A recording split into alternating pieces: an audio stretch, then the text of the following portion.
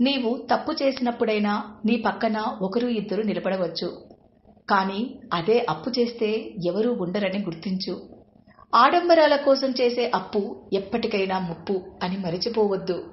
ప్రస్తుత రోజుల్లో మనిషికి మనిషికి మధ్య అవసరమనే బంధం తప్ప మరి ఏ ఇతర బంధాలు కనిపించడం లేదు. అది బంధువులైనా, స్నేహితులైనా, అది ఎవరైనా సరే. ప్రచారం చేసేవారి దగ్గర నాణ్యతను ఎదురుచూడకండి. ధనవంతుని దగ్గర ప్రేమను ఎదురుచూడకండి. పరిచయస్తుల దగ్గర డబ్బును ఎదురుచూడకండి. బంధువుల దగ్గర నిజాయితీని ఎదురుచూడకండి. మొత్తానికి జీవితంలో దేనిని శాశ్వతంగా ఎదురుచూడకండి.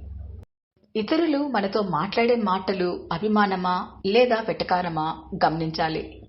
తర్వాత వాళ్లతో ఎంత దూరంలో ఉండాలో మనమే నిర్ణయించుకోవాలి.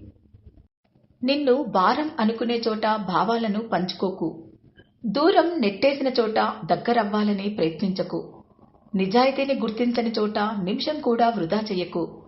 ఆత్మాభిమానం మించిన ధనం ఈ ప్రపంచంలో మరొకటి ఉందని అస్సలు భ్రమపడకు.